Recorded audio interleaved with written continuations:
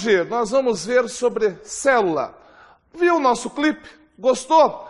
Viu quanta diversidade tem nele? Quantas pessoas estavam lá? E depois no final aquela ola tão boa? É mais ou menos assim que tem no seu organismo.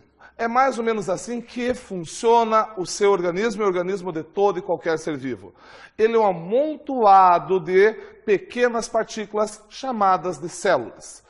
É no seu organismo, esse conjunto todo que faz trabalhar, que dá você. Portanto, hoje nós vamos ver célula. E como é que eu posso definir célula?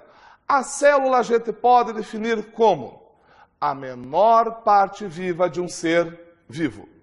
Mas você sabe muito bem que definir assim, desse jeito, como é a menor parte de um ser vivo, que tem vida, é difícil. Se você olhar para uma célula, você vai vê-la que ela tem componentes que deixam ela viva. Vai ter componentes que fazem a sua manutenção. Vão fazer aquele ciclo biológico que nós já vimos. Ela vai crescer, ela vai se reproduzir, ela vai morrer. No caso da célula, a reprodução é apenas uma divisão.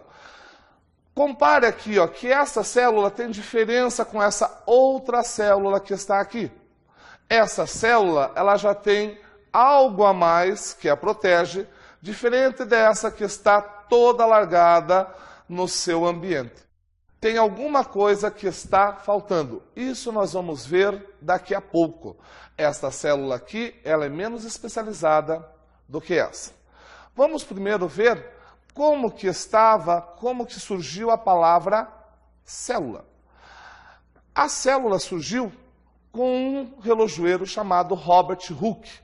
Robert Hooke, nas suas horas vagas, ele sobrepunha lentes de óculos. Você pode fazer isso em casa. Ele pegava as lentes, sobrepunha uma na outra, colocou um tubo e ele conseguiu inventar o primeiro microscópio rudimentar da face da Terra.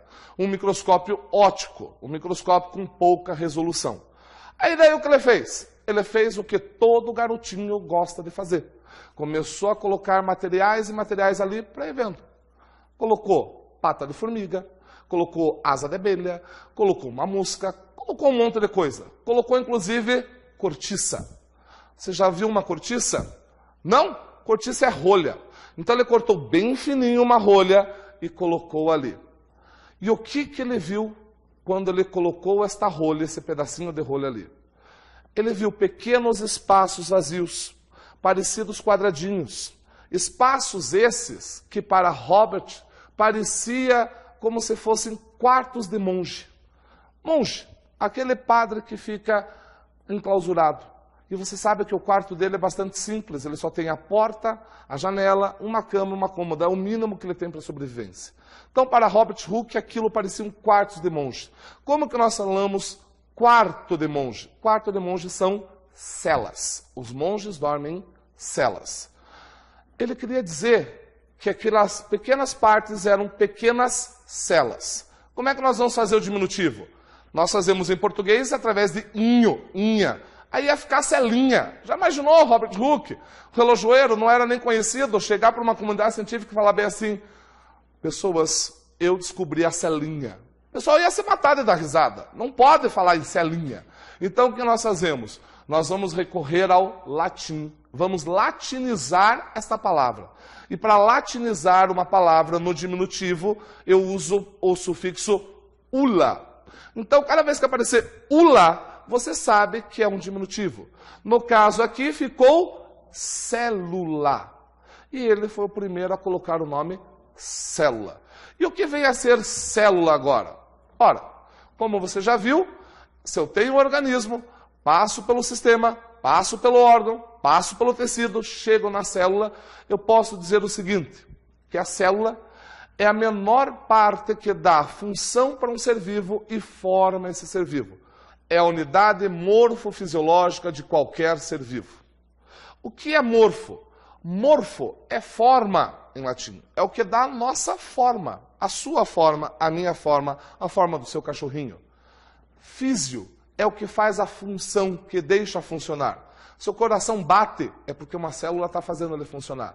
Se o teu fígado funciona, é porque uma célula está fazendo ele funcionar. Se o teu olho funciona, é porque a célula faz ele funcionar. Por isso que nós falamos, a unidade, menor parte, morfo, que dá a forma, físio, que faz a função desse ser vivo.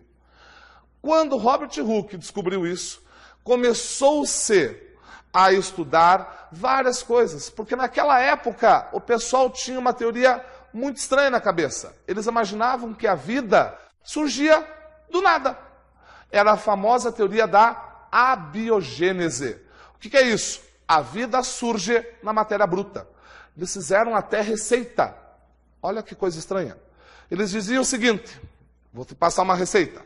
Se você quiser criar ratos, basta você pegar cereais, enrolar em trapos com suor de mulher, tinha que ser de mulher, não podia ser de homem, e colocar num canto escuro.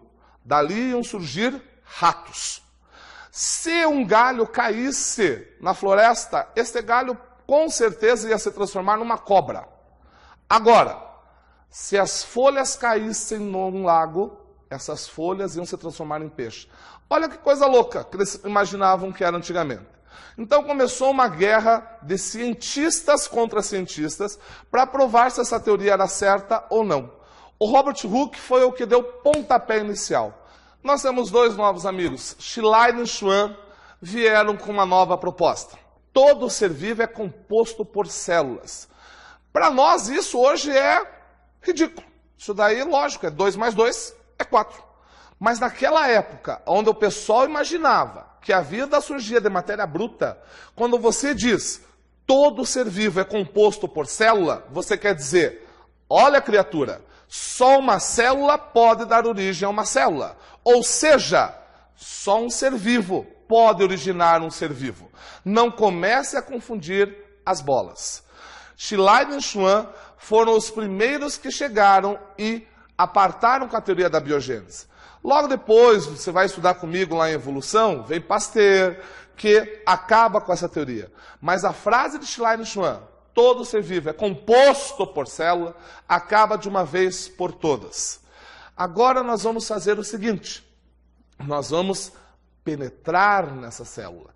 Nós vamos chegar e vamos ver o que esta célula tem por dentro. No que será que ela é dividida? Membrana plasmática, todo o citoplasma, e o núcleo, aqui, bonitinho. Olha para essa outra aqui, ó. Membrana plasmática, todo o citoplasma e o núcleo. Mas vamos penetrar. Se eu for penetrar por uma célula, por onde que eu penetro? Simples, rápido. Toda célula eu só consigo penetrar pela membrana. E é por aqui que eu vou visualizar essa célula. É por aqui que nós vamos começar a nossa viagem. Para penetrar na célula, eu vou chegar pela membrana. Então, para que serve a membrana? A membrana, ela delimita o espaço da célula e é a membrana que também sustenta essa célula. É pela membrana que as substâncias vão entrar e vão sair. É ela como se fosse o porteiro da célula. Ninguém entra, ninguém sai se a membrana assim não permitir. É esta daqui que vai ser o nosso guardião. Já o núcleo, ele controla todo mundo. Ele diz se a célula sobrevive, se a célula morre, se a célula vai funcionar ou não. E o citoplasma? O citoplasma, ele executa as funções que o núcleo deseja. Quando a sua mãe ovulou e o seu pai contribuiu com o espermatozoide, você foi uma célula. Esta célula, ela simplesmente começou a se dividir. Quem disse para ela se divida? Ah, ela tem alguma coisa dentro dela que diz para se dividir. Tem. Por isso que a gente diz, é a célula que comanda você. Porque se não fosse ela, você não estaria aqui. Se não fosse ela se multiplicar, se não fosse ela formar os tecidos, formar os órgãos, formar os sistemas, hoje você não era organismo. Hoje você não era absolutamente nada. Então, é a célula que vai dar para nós todo o suporte vital que nós temos.